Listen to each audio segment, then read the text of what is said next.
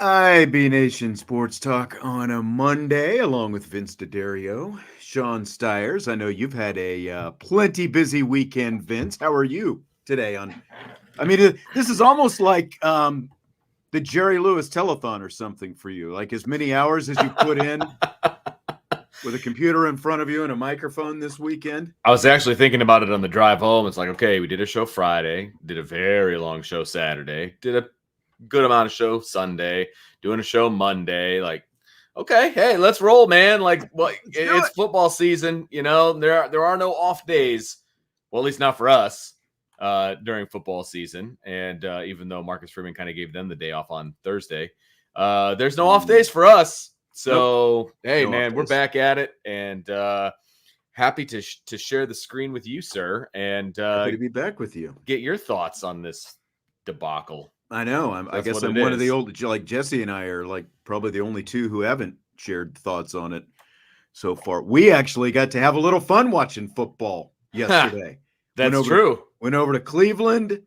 Like after the Notre Dame game, I finished my stuff in the press box, jumped in the car, drove straight to Cleveland, got in around midnight. We went and did a little tailgating on Sunday, went and saw the Cowboys beat the brakes off the Browns yesterday, and like actually, got to do fan stuff and enjoyed watching it. So that was a lot of fun. So we'll probably touch on maybe a little bit of that tomorrow and make everybody just completely nauseous with Cowboys talk. Saw Marcus Leonard. He was supposed to be. They listed him on the depth chart like he was going to start. I don't know if I ever saw him actually take any reps at linebacker. He was in on special teams and stuff, but didn't see him do a whole lot more than that. Interesting. So, DK, you can drink all you want. I got my share myself yesterday. I mean, we were actually at the game. So did you really think that I wasn't going to make any mention of it? Come on.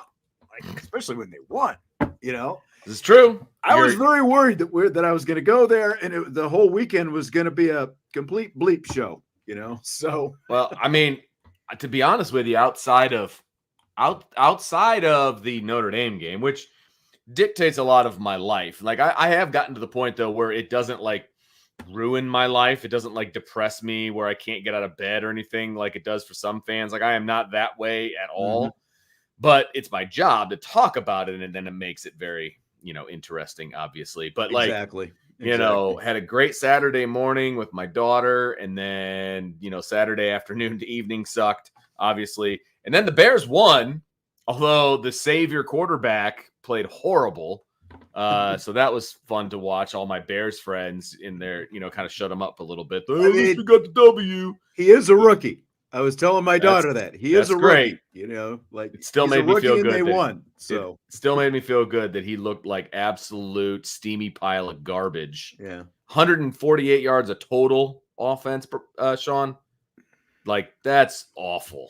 That's awful. I always felt like there was a little bit too much hype on Williams and the Bears. It's probably not even fair to him, to be honest with you. But like, holy cow. I mean, wow. Well, Vince, I know you were not a Game of Thrones watcher, but there's this Game of Thrones episode. The title of the episode is The Reigns of Castamere.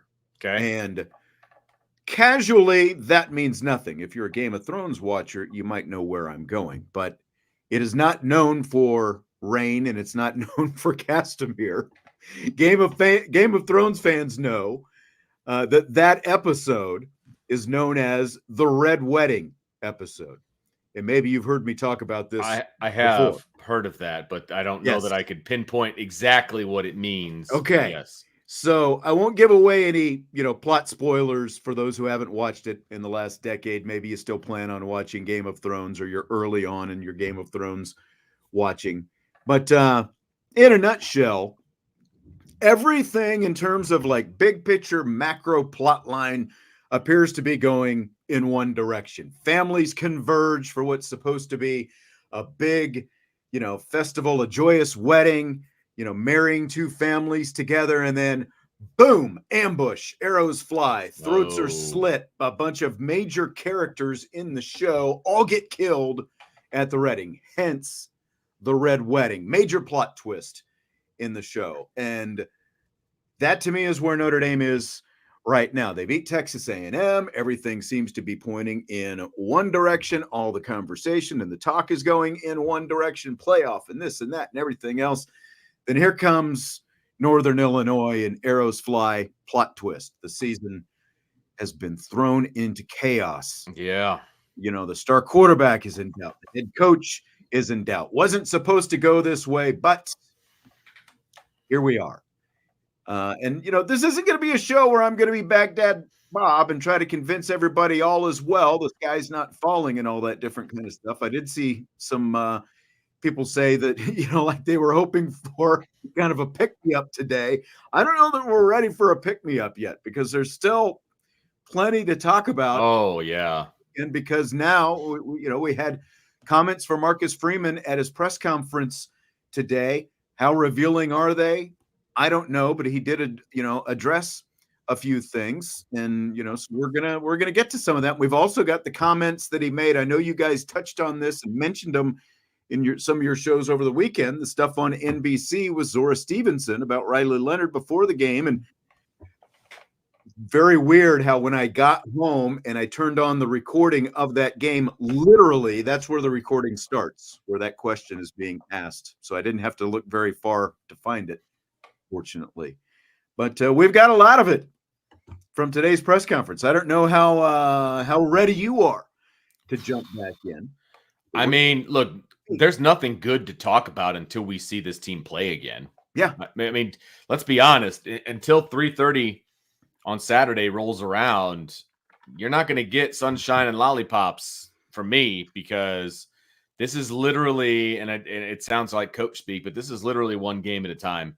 Like, you're going to have to prove to me from a lot of different angles that things are back on the right track after Saturday, because as we mentioned numerous times over the, almost 8 hours of show from Saturday and Sunday, there's a lot more wrong, and it's bigger than Riley Leonard. So, you know, lot to happen. Yes. So Freeman was actually, I was struck by the press conference with some of the answers that he gave, because he was fairly expansive, I felt like, with his answers. And I don't know if you know, how much you've had a chance to watch or listen or Zero. Anything like that, but he went on and, you know, kind of, he was really in there, you know, because I think basically because after a loss like that, a complete no-show, you know, he probably felt like he had some splaining to do, I guess, you know, but big time. I was going to start in a different direction, but I thought that I would just start with this. This is part of his opening statement, and about how his team has to handle success and how essentially they didn't handle success against Northern Illinois. To me, the biggest thing I've been reflecting on in the past 48 hours is I think we have to learn how to handle success. And that to me is really what spoke to me watching the film, but really thinking about it. You know, this is the first time in my 3 years as a head coach that we have won the big game early in the season, right? 2 losses to Ohio State, and then all of a sudden we win, and everybody says, hey, you're going to the playoffs, you got an easy schedule. We all hear it. And I think we started to believe that. And there is a physical approach to preparing for a game.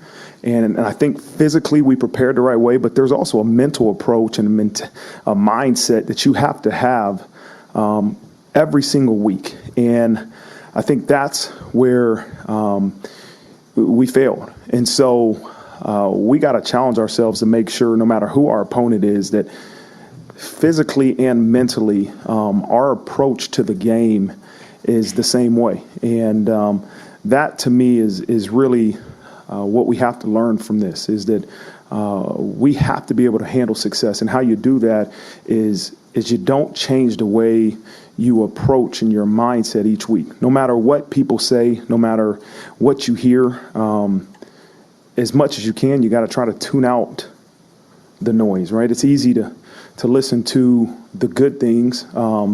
Nobody wants to hear the bad things people say, but neither of them should matter. Your approach should be your approach. Your routine should be your routine. And that's the challenge we have as a football program, is how do we handle success and make sure each week we're approaching the opponent the right way.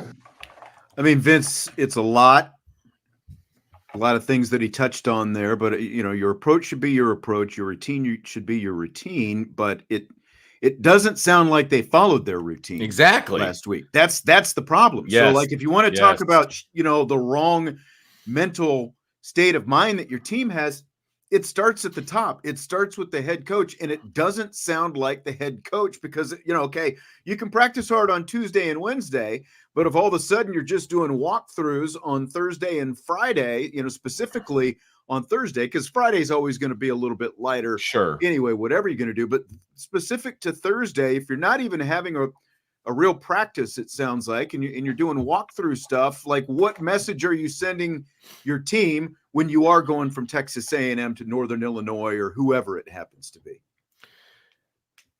Yes, I completely agree with you. That was a nice way to spin it, that you need to handle success. They didn't handle anything very well last week, and then obviously into Saturday. And it does surprise me that he talks about having your routine and all that, and then they completely changed it. Like, they went harder on certain days. They didn't go really at all on other days. It's like, what are you doing? What are you doing? I guess it doesn't really matter what he says, to be honest with you. You're going to have, no, and I mean, honestly, to show me. Nothing he said today was going to impress anyone. Especially the fans who, they're, better than me, because you were sitting in here late Saturday night and early Sunday morning for over 5 hours doing a post-game show with plenty of fired up, ticked off fans, right, who wanted his job. I mean, there were plenty of people who would have been plenty happy if Pete Bavacqua would have announced that they were firing Marcus Freeman Saturday night. That's just now obviously I think that is a drastic step. That's a knee-jerk reaction after one game. At the same, there's a lot of knee-jerk reactions, but that also happens after upset losses, when you're ranked 5th in the country and a MAC team comes in and hands you a loss. But I agree with what Andrew says. He was absolutely spinning it. I would have liked to have heard for a guy. He didn't point a finger at his team or his players, but he also didn't point the finger at himself, I don't think, enough, and just say, look, the buck stops here. This starts with me. I think that's what Marcus Freeman needed to say. Now, again, it would have fallen on deaf ears for a lot of people. Wouldn't have mattered anyway, because the bottom line is, now you have to go out, regardless of anything that he said today or any other press conference for the rest of the season, he's got to go out on Saturday and prove it, because what we saw this past Saturday was just a mess. That's all it was. Top to bottom. And again, it sounds like the mess started between the ears, because no one's mental state was what it needed to be Saturday afternoon. Yeah, no, it was a debacle from start to finish, from the top to the bottom. I mean, nothing went the way it was supposed to go. And I would have liked to hear a little bit more personal accountability. But again, it doesn't really matter what he says.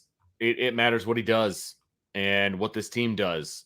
So he can say whatever he wants. It really, honestly, Sean, does not matter to me what he says. I need to see it in action.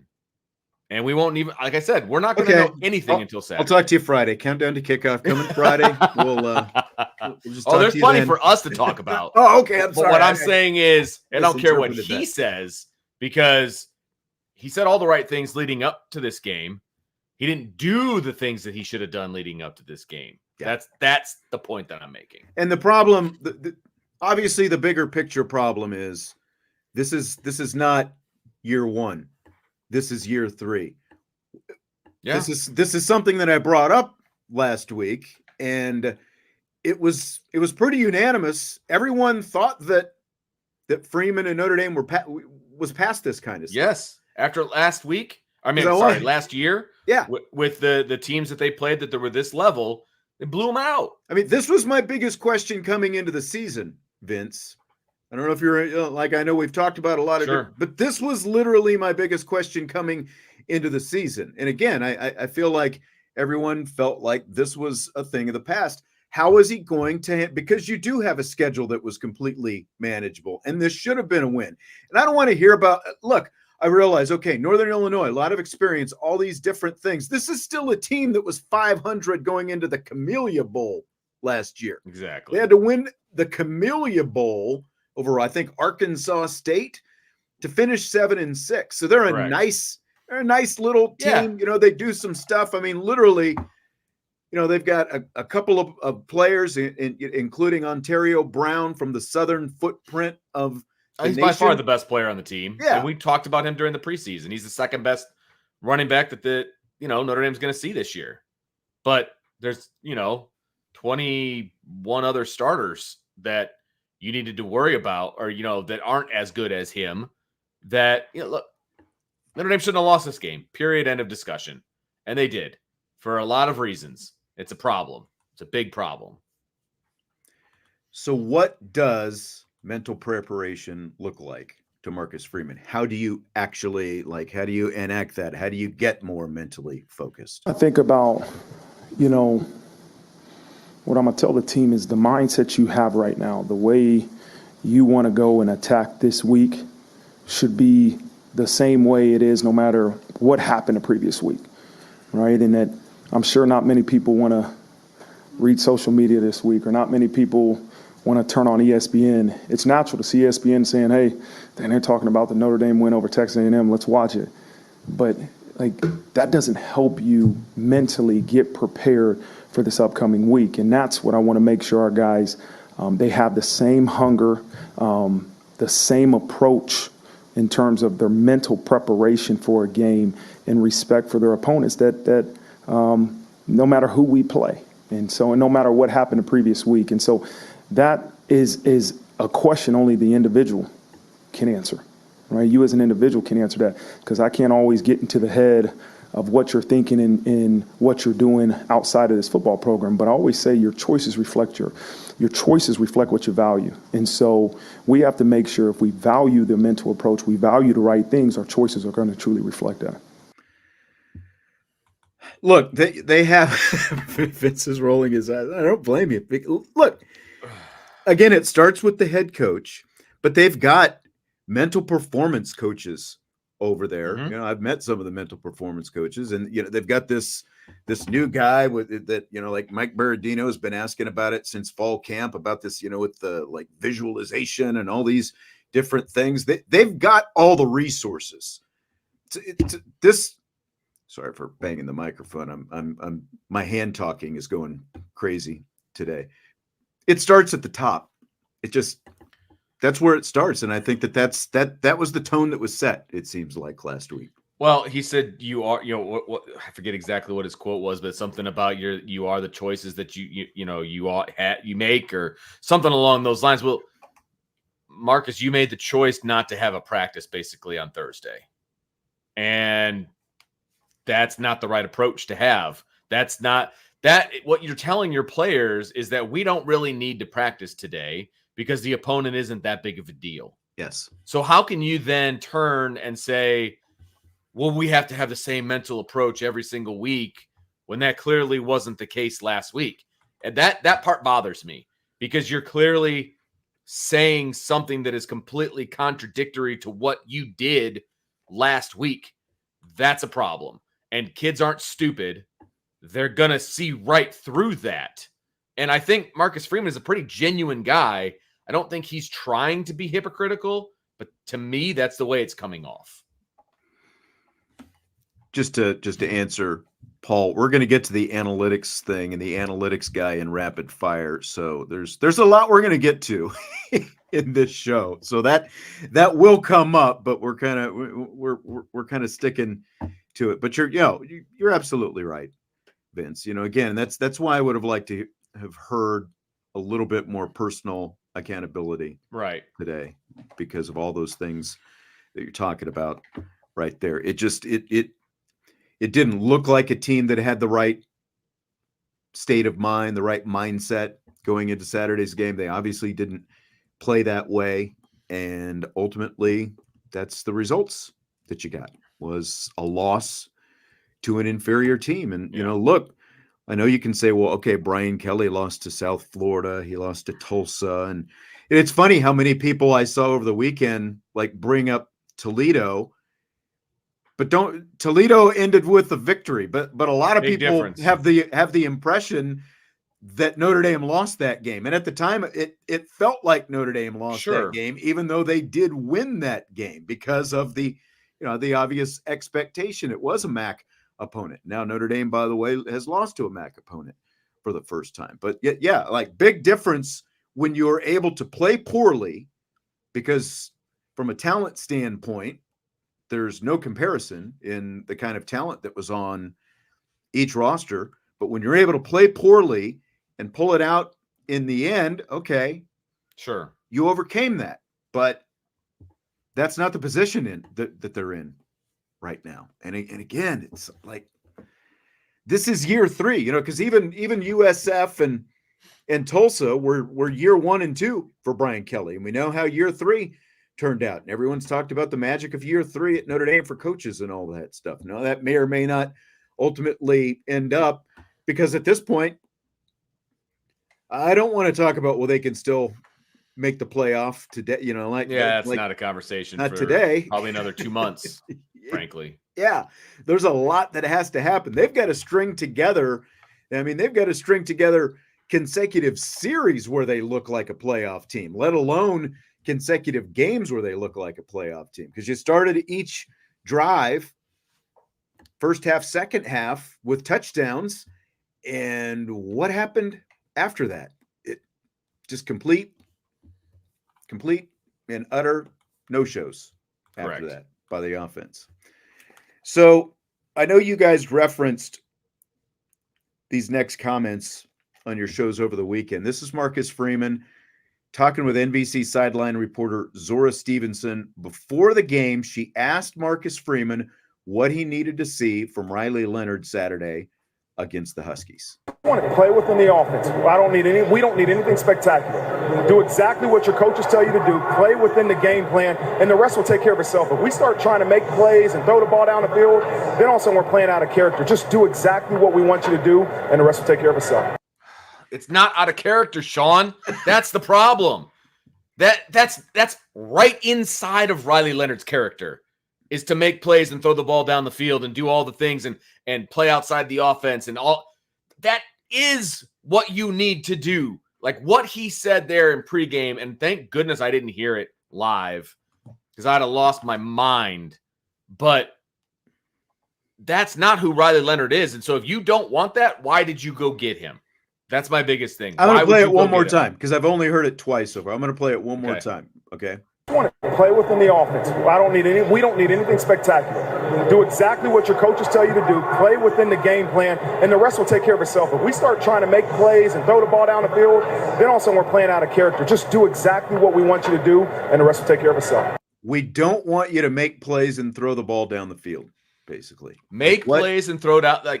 Did you watch Riley Leonard at Duke? I realize he wasn't deep ball thrower all the time at Duke. You saw a lot more short to intermediate type stuff from Riley Leonard. But like the playmaking stuff, he is literally a playmaker. That's why you go out and get Riley Leonard. 100%. We thought that's why you did. You can't ask a guy to not be himself on a football field.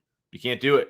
And if you're going to do it, you're going to put a muzzle on him or whatever analogy you want to use.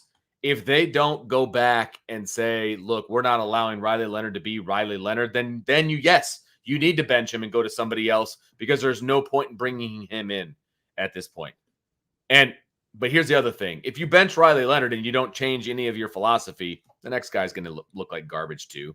That's just a fact. So changing the quarterback is not going to – that's not the answer. Is not the answer to this whole equation. And it's so much bigger than that. Right. You do have to look. Riley Leonard didn't forget how to throw the football from when he was at Duke, but he's being asked to do different things. And he did look uncomfortable. And I heard, I've heard you guys make some Ian Book comparisons, like Ian Book, because it was pounded into him so much. Don't turn the ball over. Don't turn the ball over. And that's essentially, without saying don't turn the ball over, that's basically what Marcus Freeman, defensive-minded head coach, is saying to Riley Leonard by saying that stuff. We don't need you to be a playmaker. We don't need you throwing the ball downfield. Well, why did you, why did you bring in Riley Leonard? Yeah. Why did you bring in a guy like Chris Mitchell with all this speed, who's not being asked to do anything like he did at Florida International? Why did you bring in these guys if you don't want them to make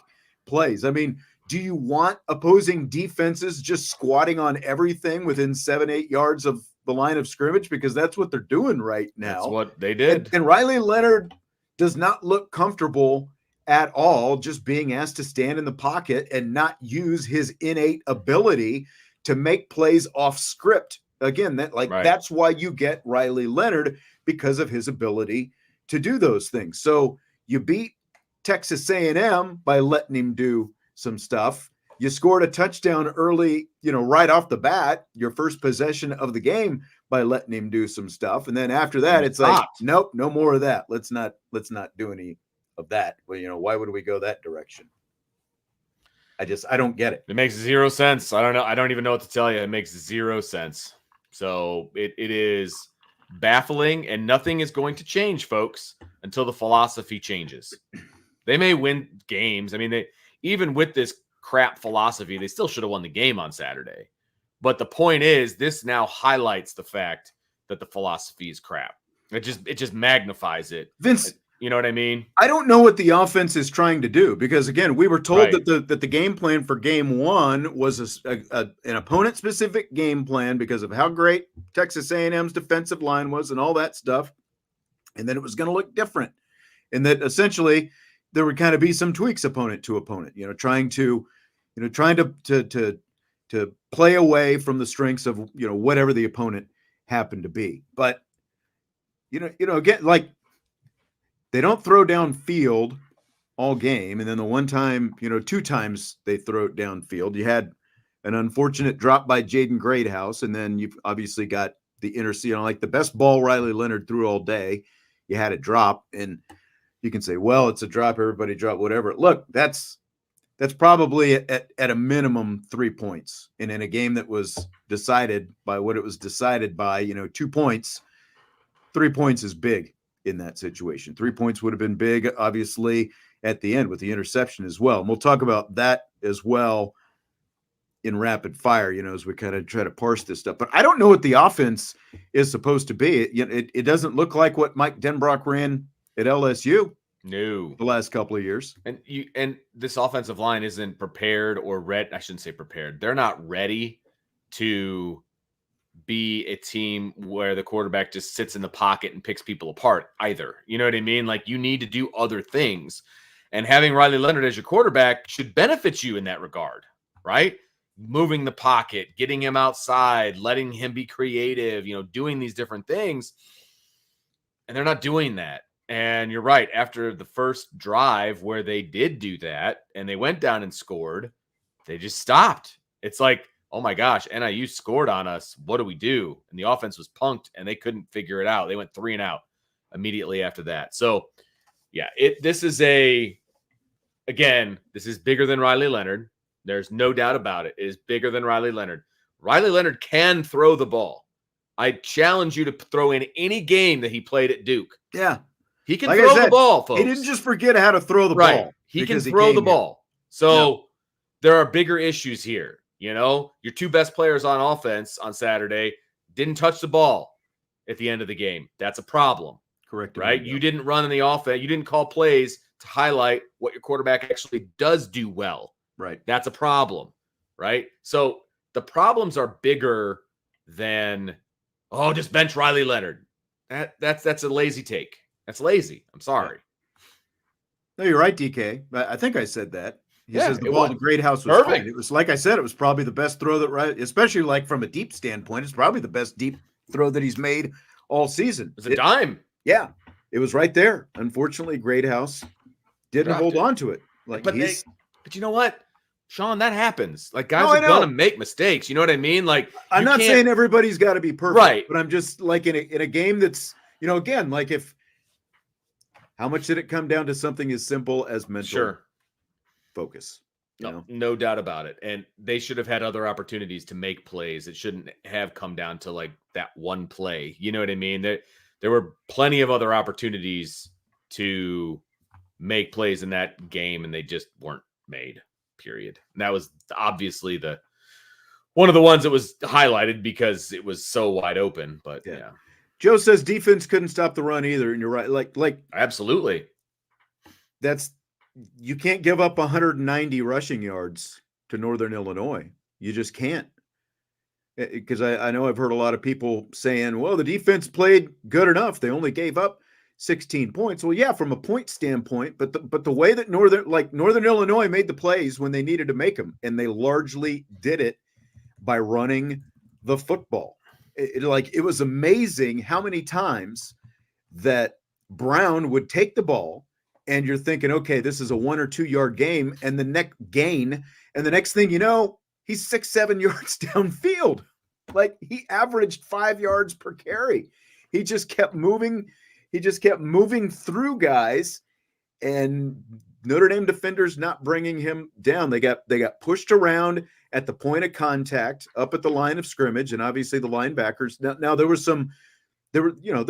again, like, it's not I don't want to make a blanket statement. There was good and bad. There were guys like Jaden Osbury, Josh Burnham. I felt like they both played really good games, but there was just a lot of inconsistency across the board from a defensive standpoint, again, specifically against that running game. Look, the front seven did not play well overall. No. Overall, the front seven didn't play well. It's not just the linebackers. It's not just the defensive line. Defensive line was getting blown off the ball, right? It was bad. And the Brown kid obviously had a very, very good game. He didn't play the entire fourth quarter. And I will remind everybody once again, Notre Dame had the lead when Northern Illinois got the ball with 6 minutes to go in the game, and they drained the clock 5.5 minutes by running the football and then kicking a field goal. So right, you had an opportunity, as bad as everybody played on Saturday. This elite defense had an opportunity to win the game for Notre Dame, and they couldn't do it because they kept getting blown off the ball, blown off the ball, blown off the ball. It is crazy to me that they put together a double-digit drive of plays, double-digit play drive, and only picked up 31 yards. Right. They used almost 5.5 minutes and 11 plays to go 31 yards. Now, some of that had to do, but Notre Dame did accept the penalty. So, you got some more time running off the clock there and that kind of stuff. But like, it's literally a textbook on how you win the game. Like, because then they were facing third and long. Did whatever they wanted, Sean. And we all agreed that accepting that penalty was the right thing to do, because now you put them in third and long. It's like, was it 3rd and 12, right? Like, your defense can't make 2 plays in that situation with the game on the line. Yep, exactly. So don't tell me the defense isn't culpable in any of this. Everybody's like, oh, they did their job. They only gave up 16 points. They didn't do their job. Play. Yeah, okay, I'm sorry. They did not do their job. They did not do their job, period. Yeah, I agree, Anthony. Osbury and Burnham, I think they did. Both played really and then I freaked out when Burnham got hurt. Like, oh, great. I know. One of the only guys that's playing well. Josh says 3rd and 11. Thank you, Josh. Fair enough. But the 3rd bottom and 11, line 3rd is, and 12. Either way, it's 3rd and long. And they gave it up. They still converted. Like, so yes, plenty of blame to go around. No side of the ball played well, offense, defense, or special teams for that matter. Nobody played well, period. Correct. Man, I'm looking back like through this play-by-play sheet, and it like goes on forever on that last drive. Just play after play after play. Yeah. So in any case, let's get into the Riley Leonard stuff. Oh, here we go. A little bit.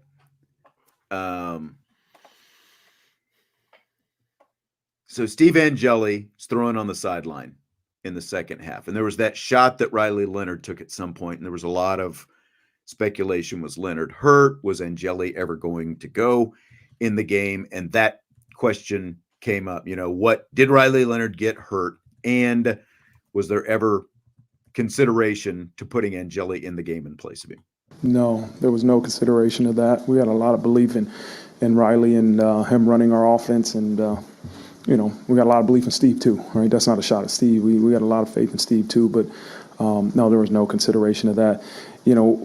Again, the quarterback is just like the head coach, right? He is going to, and rightfully so, he is going to get the blame and he's going to get the praise. There are times that he has to throw the ball better. He knows that, and his fundamentals have to be better. His decision-making has to be better. But we also have to be better around him, and that's coaches, right, and what we're asking him to do and what we're asking him to read, and that's players-wise too. Like, we got to catch the ball when he throws it. We got to be better on contested balls, right? They made some contested catches, right, and we didn't when we needed to make as many contested catches as we were supposed to, and so the fingers at everybody. Right? We're pointing a finger at everybody, and it starts with the coaches. It's always us, and we got to make sure we have a plan that our players can execute. Like, you can love your plan, but you better love what your players can execute. And I got a lot of faith and belief that we'll make sure we do that. All right. Still faith and belief. Didn't answer the question as to whether Riley Leonard got hurt at all. That was part of the question. It was part of the question. Right. That was asked. Here's the deal. Would Angeli have made a difference? Like, what do you think? No, absolutely not. Look, if let's say that Riley Leonard was hurt, either concussion or what. Like, let's say he was hurt. They had not one point did they think about putting in Steve Angeli. That should tell you exactly what this coaching staff thinks of Steve Angeli. That's what I took out of what he just said, because it was pretty clear, I think, to everybody that he wasn't 100%. Whatever that means. I don't think he was 100%. Even Riley Leonard at not 100%, they're like, yeah, we're not putting in Steve Angeli. Like, that's not going to happen. So if anybody thought that he was going to change quarterbacks for Steve Angeli this week, then you are a very misguided person. You would have put in a less mobile quarterback, and also a quarterback from a passing standpoint. He was not going to make any throws that Riley Leonard wasn't making. Like, correct. The offense was not going to get more downfield with Steve Angeli. Have you watched Steve Angeli in any live action, going back to whether it was the Jersey scrimmage in the spring or the blue gold game in the spring or any other live stuff that we've got? We talked about this early in camp, or like midway through camp, when they had the scrimmage at Notre Dame Stadium and they showed the live plays. The one play that they had of Steve Angeli was a check down pass. Right. That's the best thing they could come up with. That was the highlight they came up with for Steve Angeli, was a check down pass. And that's all you were going to get. You weren't going to get any more than that from Steve Angeli in that game. Yep. Look, as much as people want, the second string quarterback is most popular guy on the roster and all this other stuff, Steve Angeli is not the answer, folks. Period. End of discussion. And you can bring up the bowl game all you want. Steve Angeli is not the answer. It would not have gone any better. It probably would have gone worse, if that's possible. So, sorry. That's just how I feel. I mean, this is like the 80s guy says they don't call any pass plays downfield, so how much confidence do they have? They absolutely called pass plays downfield. Again, there were guys running open. Greathouse pass. There were other guys. There were guys downfield. It's just that Riley Leonard, he was watching some of those plays, he had some pretty good pockets. It's not like he was just harassed and harried all day. I guess I should actually play this next soundbite, because it kind of leads into what I was just going to say next, just about the pocket feel that Riley Leonard has. Again, you are asking, it's a little bit like the best quarterback analogy I could think of, like Barry Switzer once recruited Troy Aikman to go to Oklahoma, and Aikman somehow goes there knowing that Barry's going to run the wishbone, right? And so after a year there, Troy is like, well, I'm going to UCLA where I can actually go be a quarterback in this system that I fit in, and it's a little bit of the same thing, but kind of in reverse. It's we know the system that Riley Leonard came from. We know the kind of plays that he can make both as a runner and as a thrower, but now it definitely feels like, and again, when you look at and listen to the comments that Marcus Freeman made before the game, like they want him to just stand in the pocket and be a pocket passer more, it seems like. And it doesn't look like he is comfortable being that guy right now. Agreed. So an interesting comment that Freeman made, kind of again, in regards to some of this, he was asked about going hard at practice last week and, going physical on Tuesday and Wednesday that we talked about last week. And if maybe they were too physical. And so he responded to that. He answered that. And like the actual answer to that, I'm not going to play. He basically just said it wasn't a problem in as many words. But then in the middle of answering that, he transitioned into this regarding the quarterback. The other thing is sometimes quarterbacks being in a red jersey gets them a little bit of false sense of security, and we got to continue to work on our footwork at the quarterback position, step up in the pocket, and believe that you have more time than maybe you perceive with an edge rush, and that's where the red jersey sometimes creates a little bit of bad habit. So all those different things are areas in practice that I believe we have to get corrected, that you're every week going to have some failures in practice. And that's what practice is for, but we're not going to pull back from the physicality because I don't believe that the performance on Saturday had anything to do with the physicality of practice. So again, he kind of finished up with the physicality of practice, but interesting about the red jersey and the quarterbacks being in the red jersey. So like it gives you that false sense of security. What do you think of that? I mean, to a degree, but Riley Leonard had 20 plus starts under his belt. So I don't really buy That's that. what I don't get. I don't get. I'm like sorry. all of a sudden, because Riley Leonard didn't play in the spring and he's had a little bit of an injury, like all of a sudden that's an issue now. There's one player on this team that would be a decent excuse for.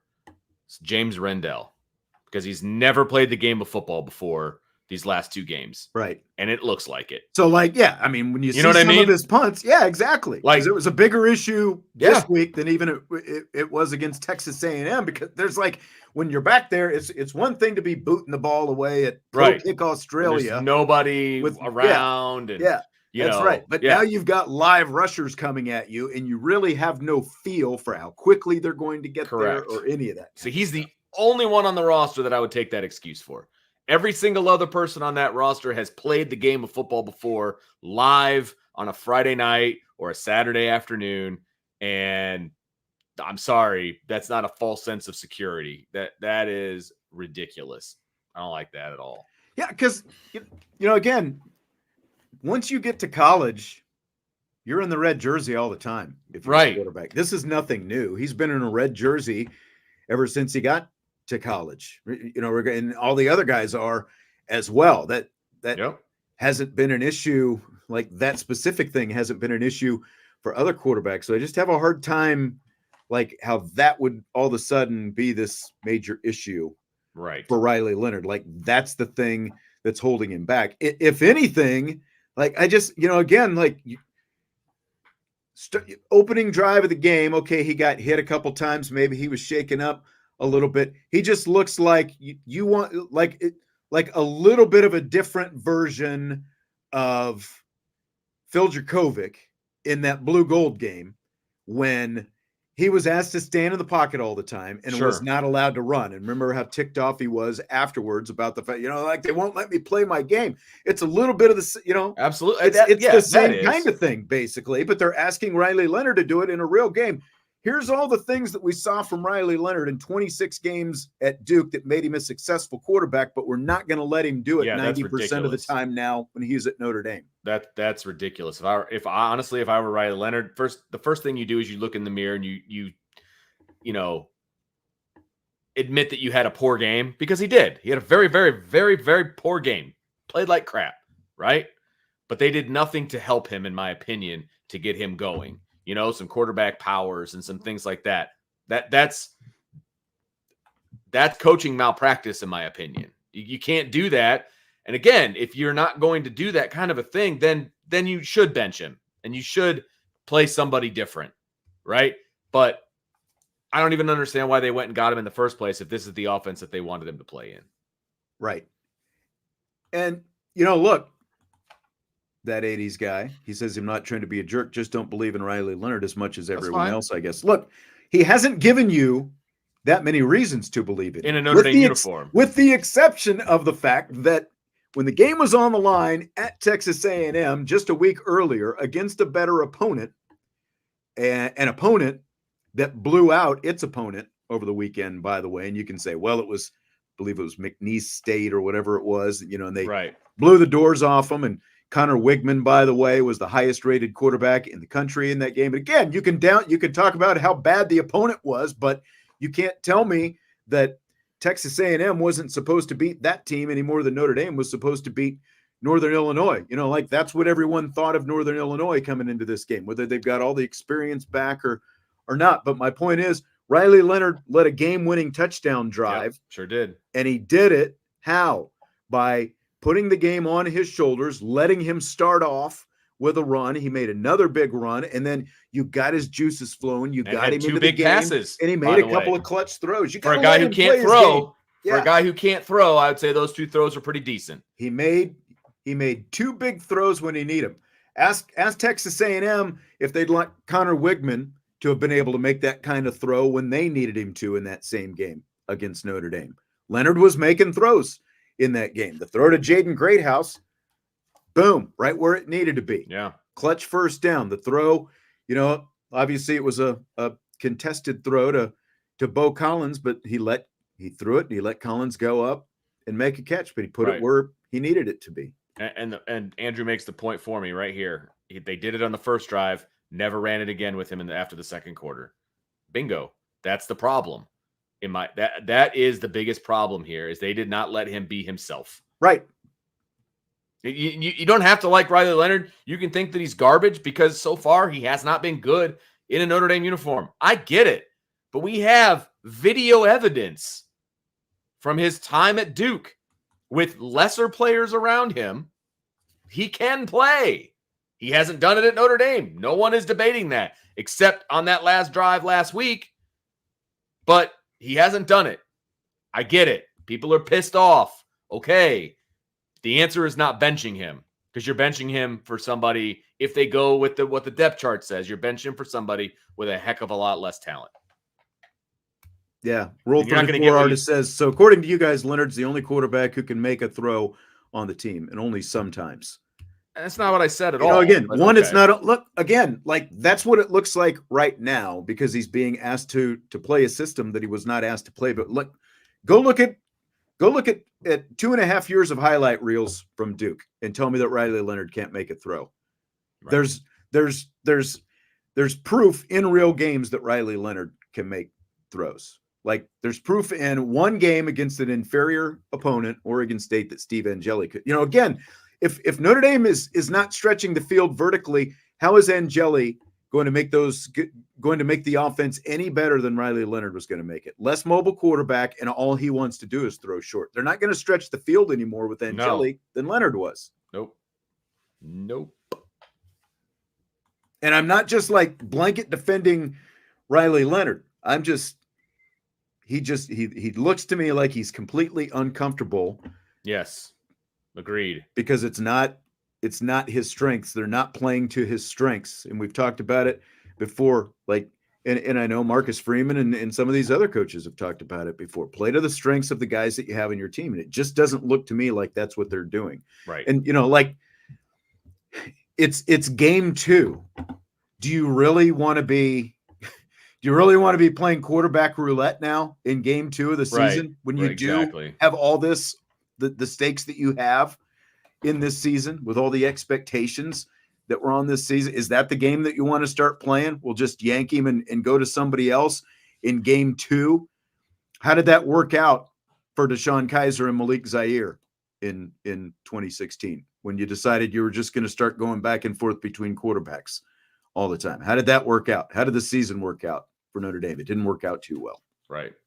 I'm not saying that You have to ride Riley Leonard hell or high water, but he does need to start making more plays. But you also have to instill the confidence back in him that you're going to let him make plays. Because, again, he has shown that he can make plays both with his arms and in his legs and win football games against quality opponents with both as well. That's my point. Yep.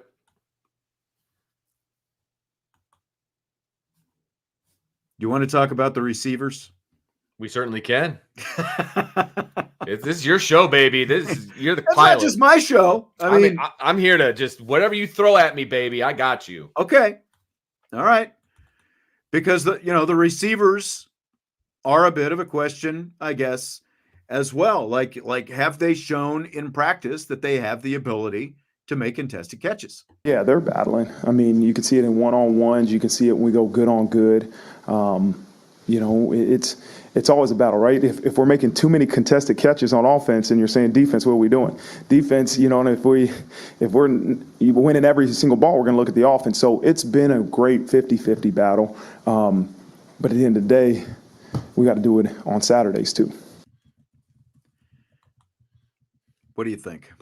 What's your confidence? I mean, I don't think this is a wide receiver issue. Honestly, I think there were a lot of times that wide receivers were open and the throws were either missed or not thrown. So, I'm not ready to start throwing wide receivers under the bus just yet. I need more before I'm ready to do that.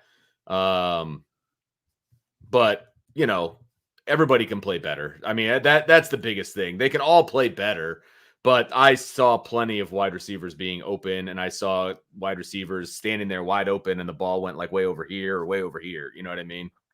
So it's not the plays, Gino. Sorry. It's not the plays. It's the execution of the plays. Oh, so we're back to execute. So yeah, I'm in favor of it. So now like you're in favor of executing everybody. Okay.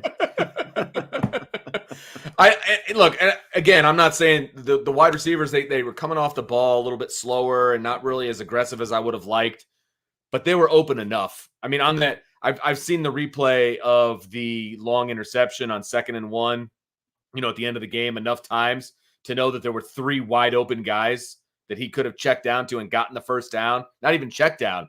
He had a guy wide open right over the middle of the field. Would have been a 15, 20-yard, play. And he decides to take that shot. You know what I mean? So it's decision-making, which is execution, right? And executing that throw. Here's the other thing.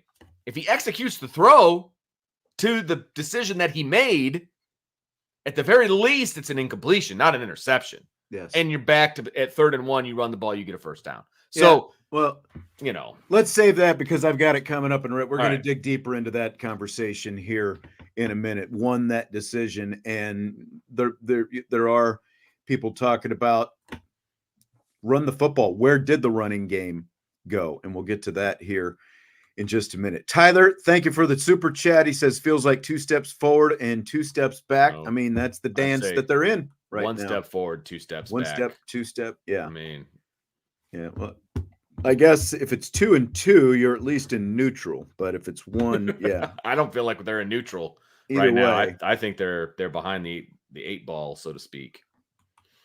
I can't completely disagree with that either. Vince, are you ready for rapid fire?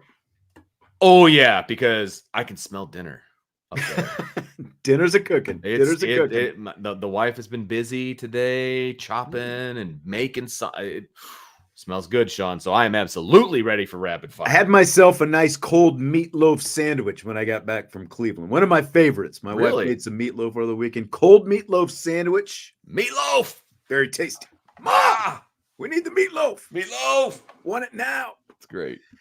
Fill in the blank. The word that best describes Notre Dame football right now is blank. Trouble. They're in trouble. They got to make some decisions here, and they don't have. And look, here's the other thing: those decisions don't have to be made so that we know that they're being made in the moment. But I need to see the outcome. You know what I mean? Like they don't have to share with the media some of the stuff they're doing behind the scenes. It's none of our dang business, right? But I need to see a lot of difference when they run out of whatever they run out of at Purdue at Ross-Ade Stadium. I don't think it's a tunnel, but they come out the horseshoe part there. But the point being, I need to see something completely different on Saturday. So they're in trouble right now. It's a good thing Notre Dame doesn't have a big dumb drum that they have to come out of a tunnel with, so they, Purdue would ban it. But you'll see that big drum. Maybe they'll like ban the leprechaun or something. Wouldn't that be something? They should do something like that just to do it. My word for Notre Dame is questionable.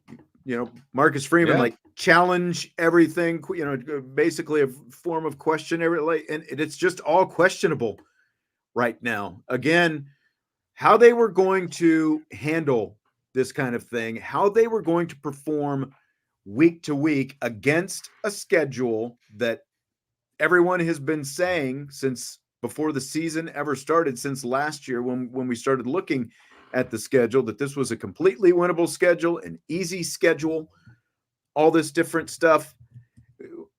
How are they going to handle it? And all it took was 1 week to find out, not good at all. And so everything is in question right now. Marcus Freeman is in question. Yeah. Riley Leonard is in question. The offense is in question. The defense is even a question. Again, defense only gave up 16 points, but are you making winning plays? Right. Somebody mentioned the 2012 team and how they basically won with defense and in a running team basically on offense. Yeah. But the difference, and it's, when I think of 2012, certain things come to mind, right? Goal line stand against Stanford, things like that. That defense made plays when it mattered. Whether the offense was scoring points or not, or enough, they made plays in crunch time. This defense had an opportunity to make plays at crunch time, and they didn't do it, right? And I realize that more is asked of the defense when the offense isn't holding up its end of things, but still, you had 5 minutes and 24 seconds to make a couple of plays, and you weren't able to make them. Wasn't able to do it. And I get the time of possession, I think was 10 minutes or so in favor of Northern Illinois. I get all of that. And they're on the field a lot. But part of that is the defense's fault because they couldn't get off the field earlier in the game when there's no excuse for being tired in week 2. I'm sorry. There's no excuse for being tired. It wasn't hot out, right? It was a beautiful day, to be honest with you. Yeah. There's 60s, no excuse. Low 60s. Yeah. You were getting blown off the ball all game, not just at the end when you've been on the field longer. That's a tired excuse to me. Well, the offense is putting them back on the field and they don't have any time to rest. Well, you know who can get themselves off the field? The defense. And they didn't do it. So plenty of blame to go around, but do not compare this defense right now based on what I saw on Saturday with the 2012 I'm sorry, defense. Nerd for Life. He says they are zero blame. 16 points. Zero yards. They gave up 190 rushing yards at 5 yards a pop. There's a reason Northern Illinois won the game, and it was because they gave up 190 rushing yards. They were pushed around. Seriously. The interior of the defensive line was pushed around the entire game. And that was a huge factor in why they lost. You can talk about points all you want. Stats are for losers.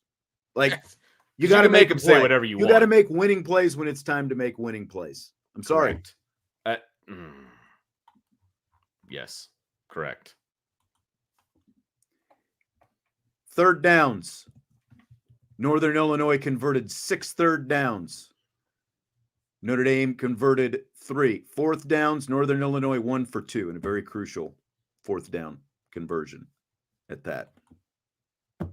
Sorry. And you know how many yards a game that Northern Illinois gave up on the ground last year? You can say that, Nerd for Life, but they also lost the game by points. Yeah. So Northern Illinois gave up 178 yards a game last year on the ground. I'm sorry, they gained 178 yards on the ground. They gained more yards on the ground against Notre Dame's vaunted defense than they did on average in the MAC last year. So there's your stat right there, man. Like, that's not okay. That's not okay. Tommy, great point. You don't get points if you can't get yards. And that's how Northern Illinois got whatever points they were able to get, because they were able to get. It's not all about points. The defense looked like freaking Keystone Cops They look like Keystone Cop. They'd made more explosive plays as well. Marcus Freeman started off the press conference talking about that. Northern Illinois, a MAC team, made more explosive plays than Texas A&M made against Notre Dame last week. There you go. Including they look like Keystone Cops on that pass play. Now, a fluky play, but it's a touchdown. Like, so you can talk about yards and whatever all you want. If Notre Dame makes a play on that, we are having a different conversation. But they didn't make a play on the ball in that situation, and it turned into a touchdown. Yeah. It's just honestly, Daniel says it perfectly, and I agree with this wholeheartedly. Third down wasn't where the defense lost it. It was second down. How do you stop a running offense? You put them in third and long, and Notre Dame just couldn't do it, even when everyone knew what was coming. This is so spot on because Notre Dame was really good on first down, Sean. They were in second and long a lot. Northern Illinois, that is. Their offense was in second and long a lot, and they converted or got it to third and short almost every single time, and then had no problem converting third and short because they were blowing Notre Dame off the line. That's the problem. That's the problem. That's why they ate clock. And so people can say 16 points all they want. That doesn't matter to me. They had a chance to win the game and they didn't do it.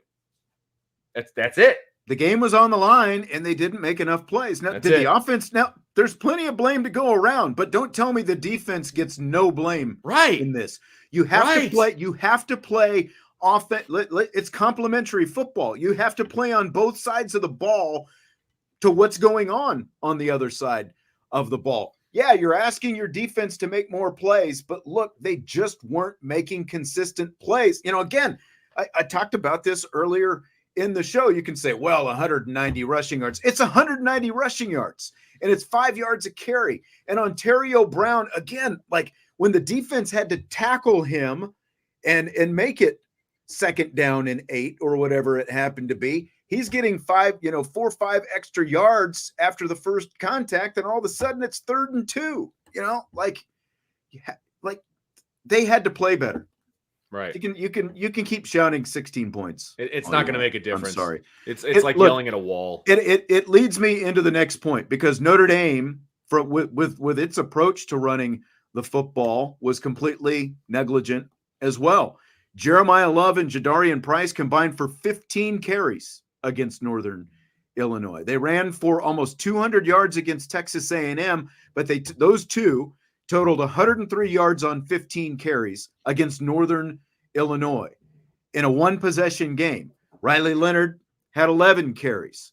Williams and Ford each had a carry apiece. But here's Marcus Freeman talking about the, strategy, the approach to why those guys weren't maybe out there more. I mean, when you have back-to-back 3 and outs, and then you I think the one interception drive, we had 4 plays. That's going to affect the amount of carries that we can give our running backs. And so, we got to be more efficient on first down and more efficient on first and second down, really, so we can create more plays. Like, that's part of that. Time of possession, they did a good job of, even though we held them to field goals, like they did a good job of moving the chains, and we got to do a better job of that, because 3 and outs or 4 plays and an interception, it limits your opportunities for anybody to drop back or to run the ball for any offensive play. Again, I know nobody wants to hear anything Marcus Freeman has to say right now, but he was talking about how they moved the chains. They kept the chains moving. They kept the ball away from Notre Dame. I'm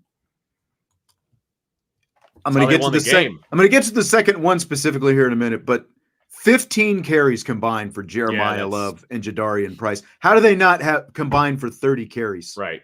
In a game like this, where I leaned over to you, I believe, after they scored that second touchdown, I was like, okay, Notre Dame is finally offensively leaning on Northern Illinois. They're running the ball. They're doing things that they should be doing. They're eating clock. They're running the ball. They're leaning on Northern Illinois. This is good stuff. This is what they need to be doing. And then they didn't play those guys anymore. And it's like, what? You guys aren't watching the same game we're watching? Like, you finally had success on offense, and then you just go away from it. And it made no sense whatsoever. I agree. And, if you're having that much problem running the ball, I realize, again, Northern Illinois is giving you stack box, box looks and all that different kind of stuff. But Notre Dame, it felt like when they really wanted to, especially there were a couple runs up the middle behind those three big, beefy guys that were pretty successful. Right. It seemed like. Nerd for Life, thank you for the super chat. He says, I still go back to the play call on the bomb that was intercepted. Know the situation. Your quarterback has not thrown well all game. Run it, move the clock, or make them burn timeout. Same as with Ohio State on the screen. And this was part of what I wanted to talk to you about, Vince. The decision to throw rather than run on 2nd and 1. And we're going to get more into the analytics guy here in a minute as well. I realize 2nd and 1, that is a down and distance that typically you want to throw the ball on 2nd and 1, because if it's incomplete, like you said, if it's incomplete, clock stops. Okay, that's not great, but you still come back and it's 3rd and 1. And from where you are and where the game is, you probably have 2 plays to get a first down if you decide. But the decision to throw instead of pass on 2nd and 1 in that case, Vince, was blank. Was fine. I don't really have a problem with the decision to throw. I really don't, because he literally had a guy standing right in front of him that was wide open with nobody around him. Almost could have reached out. Like I really have no problem with the call. I really don't, because he had 3 different guys open. He had a guy right in front of him, he had a guy right behind him, and he had a guy over on the right side, and he decided to throw to the post. Now, that was the wrong read. If you throw to that post, the safety was dropping to the post. There was basically, the post was double covered, right? And he left the guy that was on the deep dig wide open. To me, that's who you throw it to. You throw it to the deep dig because it's, again, wide open. So, and you probably would have gained 20 yards on that play, if not a little bit more. You break one tackle and you never know what happens.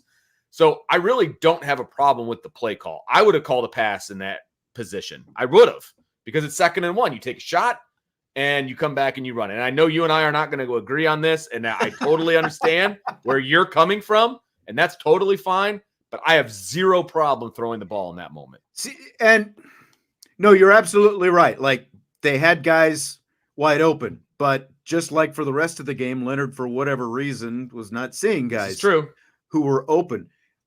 The biggest problem that I have with not just running is, again, what we just talked about. The fact that Jeremiah Love and Jadarian Price combined for 15 carries. The fact that they're giving both Devin Ford and Aeneas Williams, when the game is on the line, they're giving them a carry here and there and asking them to pick up, first downs in these different situations. Why aren't you just giving the ball to your best playmaker, Jeremiah Love, and basically telling him, help us win the game for us, get us a first down, keep the clock moving? Because look, the evidence that you have is the 11 plays in 5 minutes and 24 seconds that Northern Illinois used on the possession that followed the interception. And obviously knowing the result skews how you, but look, all Notre Dame wanted to do in that case, one, they wanted to score. If you get a field goal out of that, you're up by 4 points.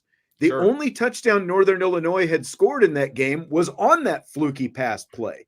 You're telling me that Northern Illinois, if you take at least 3 minutes or 4 minutes off the clock in that situation, which you help accomplish by just running the football with one of your 2 studs in the backfield, your goal is to use as much clock as possible and ultimately score. And I just don't believe that Northern Illinois was going to have any chance to go down and score another touchdown if Notre Dame had just been able to kick another field goal and go up by 4 points and use some clock in the process doing it. And that's the approach that I would have taken, is run the football, because nothing else has gone right today. run the football with Jeremiah Love and or Jadarian Price, get a couple first downs, use as much time as possible, kick a winning field goal. So they started that drive with 7 minutes and 49 seconds to go in the game, right? Did anything they did that entire day make you think that they could hold on to the ball that long? Notre Dame? Yeah. Well, they had never taken that approach, though. Like, if you go back and look what they tried to, again, those two guys had 15 carries between them. Like, what? I agree. And when they started that drive, they didn't have either one of those guys in the game. That's malpractice too. They started that drive with Devin Ford in the backfield, I do believe, and then they brought in Aeneas Williams. I don't think those two were on the field at all during that drive. And maybe I'm wrong. I don't have the video in front of me, but I'm pretty sure that that's the case. And that's a huge problem to me as well. But be that as it may, in the second and 1 is a passing down. I get that. But right. for the game situation, I don't think that that's what dictated, especially the way Riley Leonard did or didn't throw the ball during, like, you had a body of work up to that point that said Riley Leonard is struggling. That's fair. It's second and 1. Let's take a layup here, get us an easy first down and give us 4 more downs and keep matriculating this thing down the field. Let's do a little Hank Stram. Let's matriculate, baby. I'm not saying I disagree with that. I understand where you're coming from. It's just not what I would have done. I got you. That's all. I get it. And you're making great points. And the chat loves you for it. And that's awesome. It's cool. It's first time today. I'm good with it, man. I live my life in hatred, apparently. So everybody hates me. It's all good. Okay, so speaking of that final, well, I guess we weren't talking about the final drive, but Notre Dame did get the ball back at the end after Northern Illinois kicked their go-ahead field goal. But there was some confusion apparently on TV about the amount of timeouts that Notre Dame did or didn't have at the end of the game, and Marcus Freeman addressed that today. We didn't have a timeout. We used 1 timeout on defense early in the second half. Yes. We had 2 timeouts left on that last drive. We used it after first down and used it after third down. I don't know what the TV said, but Jason Garrett, and they weren't informed of that, so that's why a lot of fans are like, why aren't they using their timeout? oh yeah, I didn't watch TV copy. Sorry about that. I knew how many timeouts we had. Yeah. All the way to your right. So apparently Jason Garrett said that Notre Dame had a timeout. And I do remember, like during the game when it was actually happening, thinking that Notre Dame had called it, like they were out of timeouts before that final drive. And I remember looking up at the scoreboard and they have, like a dot for each of the timeouts that you have. There were no dots up there on the scoreboard. I went back and looked at the play-by-play, and sure enough, it's designated where Notre Dame had called all those timeouts. So they did not end the game with a timeout in their pocket. Good enough? Oh, yeah. I mean, the explanation was perfect. I didn't watch TV copy. Well, why the heck would you? You're the head coach. I have no problem with that whatsoever. He knew how many Yeah. timeouts there were. I was screaming at the television because I was traveling home during the fourth quarter. And so I was paying attention, but not necessarily like how many timeouts were being used. And I'm looking at the TV and it says right on there, Notre Dame had a timeout. And I'm like, why are you not throwing the ball again? To try to get a few more yards. Lining up for a 62-yard field goal was a freaking joke. Like, that was a joke. You'd have been better off just chucking it down the field and see what happens. Well, and even, like I was thinking of, again, and like everyone's going to have their own kind of how they're going to handle this, but even the decision to clock it so you lose a down and a little bit of time in that instance, like why not just have a play called and run to the line and run another play right away rather than clocking it? I didn't completely get that either. I realize you don't have a lot of time, but the clock, when you're under 2 minutes, it's old time college football rules. The clock stops automatically, right? So I didn't completely understand why they did that either, but fair enough. Yeah. Yeah. So what about the skinny guy in the white shirt? on the sideline that Freeman kept talking to during the Northern Illinois game. That was Director of Analytics, Anthony Tresh. Tresh has been great. He did it the first game too, so it was absolutely. He's been down there both games. So he has the book that kind of just we talk about what's a go, hey, when we want to go for it. In certain situations on fourth down, I like to use that as a reference. In terms of, hey, when to call timeouts, it's just something that I'm able to kind of just ask him, hey, what's the book saying right now? When should we be thinking about it? As far as on defense, we were hoping on that last drive is to get them in a 3rd and long situation and try to force them to throw the ball so that they can be obviously an incomplete pass and get the clock stopped. But, they converted a 2nd and long to make it 3rd and short. And so I wanted to save that timeout for 3rd down just because I want to say, okay, 4th down, no matter what, no matter if they're going to go for it or they're going to kick it, let's take a minute to kind of get a plan together, what we want to do on this 4th down play. And, that's how it was. But Trush has done a great job. All right. So there were some conspiracy theorists who were, people were posting the video, and you've got this guy with pages of stuff that Marcus Freeman keeps looking back and talking to, and they thought that they had their own Connor Stallions and he was stealing signs and all this stuff. But so this is the Director of Analytics. What do you think about the analytics guy in Marcus Freeman's pocket on the sideline there? The only problem I have with it is they should just put his butt up in the booth. That's what I'm thinking. Why isn't he just on a headset? Because people are making way too much of the fact that he was turning around and talking to this guy. He's also talking to everybody in his headset. Yes. It just so happens you can see the guy that he's talking to who does not have a headset on. Right. And so a guy they just hired, by the way, because he's supposed to help make a difference, apparently. Yes. And Brandon saying, do you see any other coach in the country with an analytics guy on his hip? No, but I guarantee you there's an analytics coach in his ear. And every coach in the country, except maybe like Mac Brown, because he's older and probably doesn't believe in that stuff. You know what I mean? But yes, analytics coaches are a real thing, and they do give advice in game. It's just I don't think it was a great idea to have him standing next to you. You can get the same advice from up in the booth. I'm sure there's a seat for him.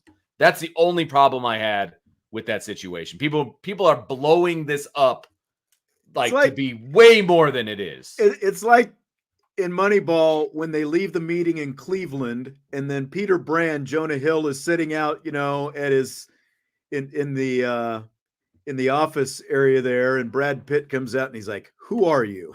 Right. I'm nobody.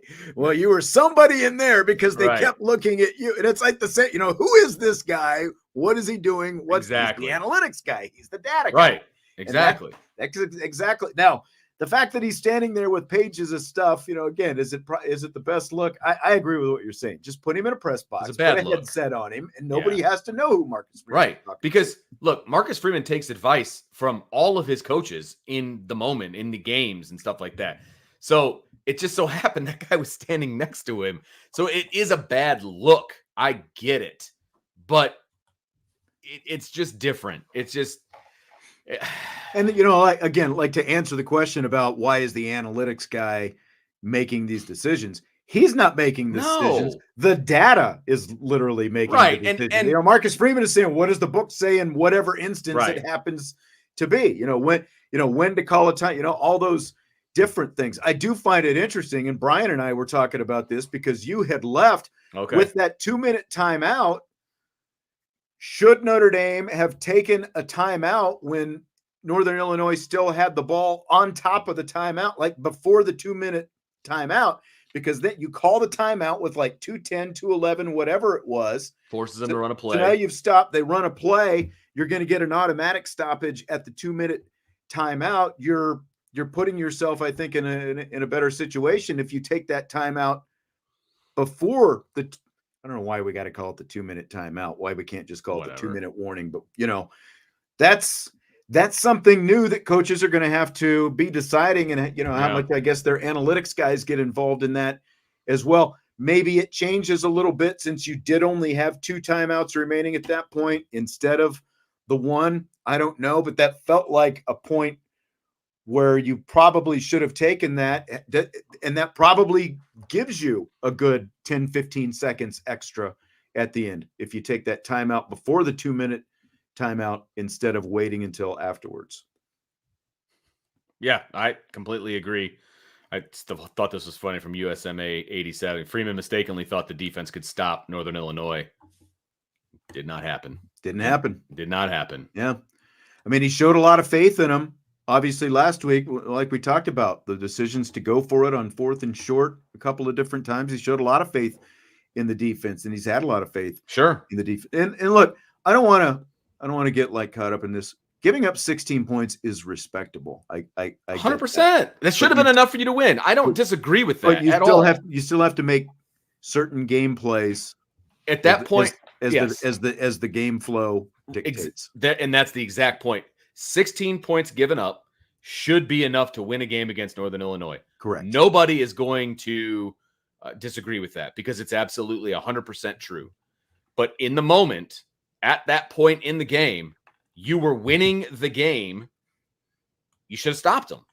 Like that. Yeah. That's the point. And I don't care what the score was. The score could have been 75-74. You were in the lead by a point. That's all that matters. You were winning by a point. You needed to stop them. That's it. The big picture, yes, you should be able to score more than 16 points. I get it, and I agree with that.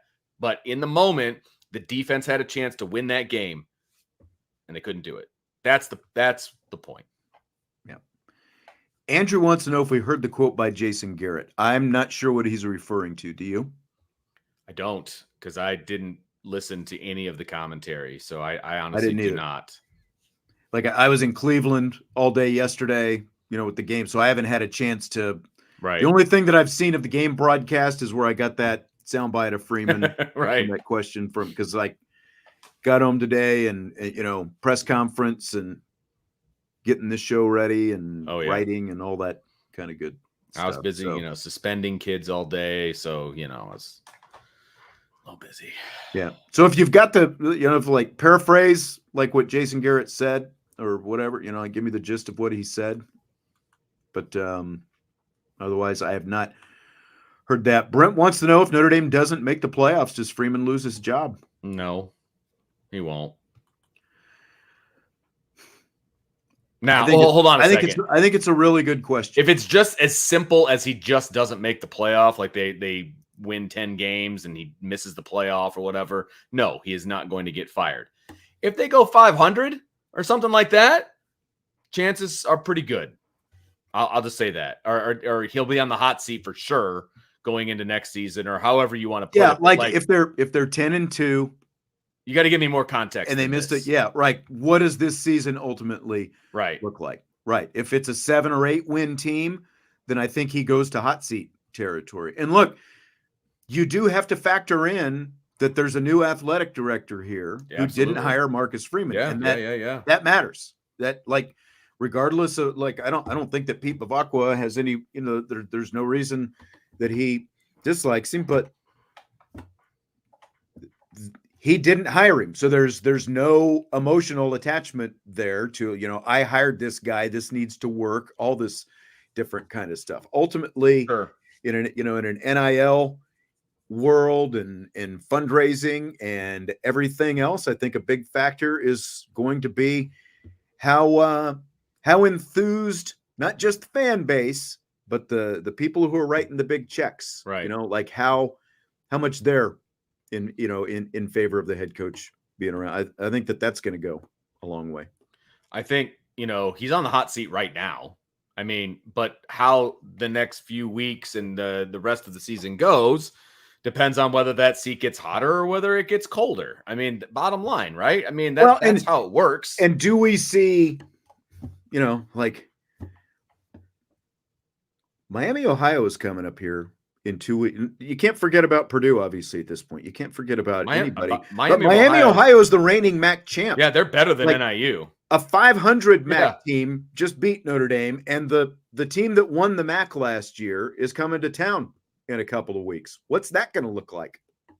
Because I think that's a lot more in question now than it was a week ago. And look, Purdue has a better roster than NIU. I think Miami of Ohio is a better team.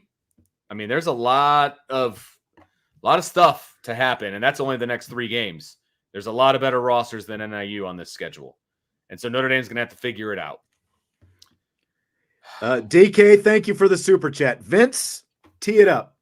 Says, have Vince read this. Quote, there's absolutely no way Notre Dame runs the table from here on out. Unquote. Because he thinks whatever I say, the opposite's going to happen. So that's fine. They want video of you making a concrete statement. So that hey, here we are. Here we are. I like how you put it, quote unquote, and, it was up on the screen. So look, nobody wants Notre Dame to run the table more than I do. Because, at the end of the day, Sean, you and I are fans. We want them to win every game. Sure. It's also good for us from a professional standpoint. We want them to win every single game. Yes. There's no doubt about it. I want to take a trip to the national championship game. I want to go to playoff games. Like, there is no doubt that I want this team to continue to win, but they won't win if they play like they did on Saturday. That's it. That's where we are. Yep.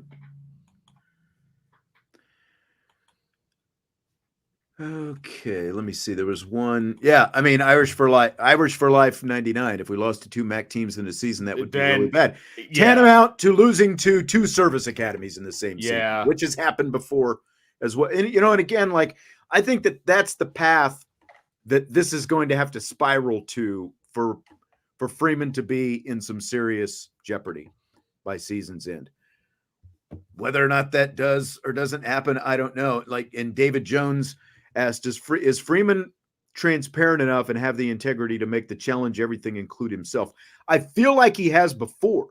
And I feel like that's why after Marshall and again after Stanford in the same season, they were able to keep the ship righted. They beat 3 ranked teams and played a close game against the 4th ranked team in the country, USC, at the end of that season. Right. But isn't that what is most frustrating when it comes to Marcus Freeman? Like, there are some super highs, and there's some super lows, and it's just like it's like a freaking roller coaster. And that's unfortunately why you have to ask the question: is he the guy for this? Right? Yeah, I agree. I completely agree with that. Yeah, I mean that's fair too. He's given, and again, because it's year 3. That's why you have to ask that question at this point. Yeah, and so it's a legitimate question. Well, and let me ask you this. Do you buy or sell the Northern Illinois loss being worse than the Marshall loss? It's so much worse because Northern Illinois is not as good of a team. And because this is year 3. Right. Yep. Now, don't forget, Marshall didn't turn out to be that much that year. And that's what will make this sting even worse is like now everybody, just like Marshall, remember that year. It's like, oh, here's your dark horse playoff candidate. Marshall ended up losing a few games. And, what's Northern Illinois going to do with this? Are they going to fall flat themselves and go turn around off their emotional high and go lose a couple games too? Or Marshall was 9-4. They were 9-4. I mean, it's not terrible, but that's not a playoff team. Still, you lost 4 games after beating Notre Dame that season. They beat Notre Dame, and the very next week they lost in overtime to Bowling Green. Yes. And then the week after that they lost to Troy. So, and then the other 2 losses were Coastal Carolina and the Louisiana Raging Cajuns.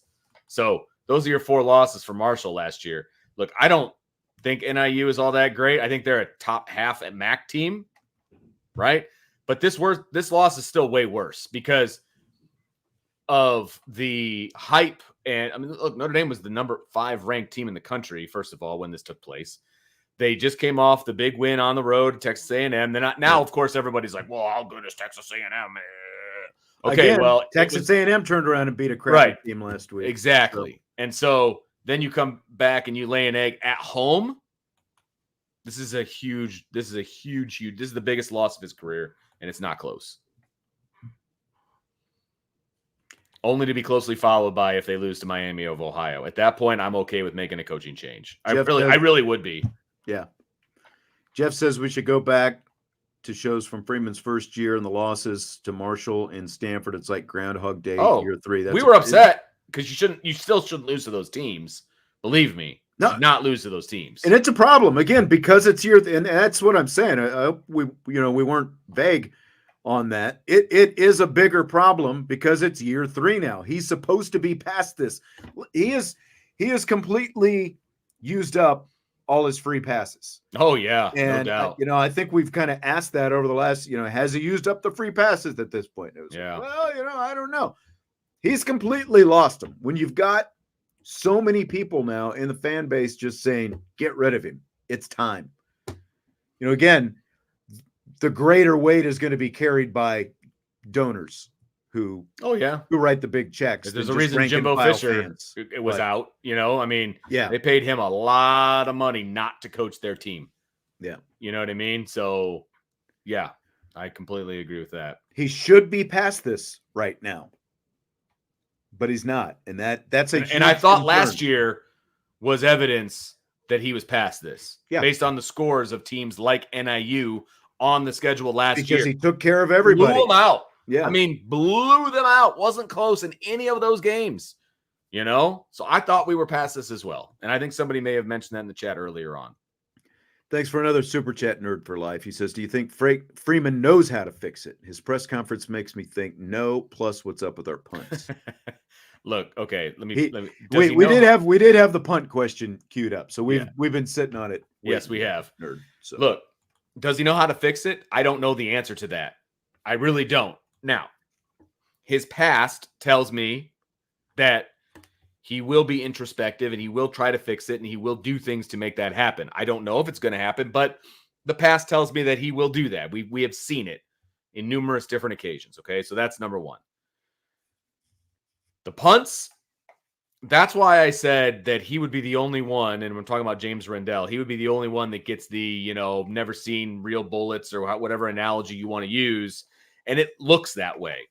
I wasn't at the practice where the media was able to watch him punt, so I don't know what it looked like. I'm told that it looked great, and I said at the time, well, I still want to see it because I haven't seen it yet, right?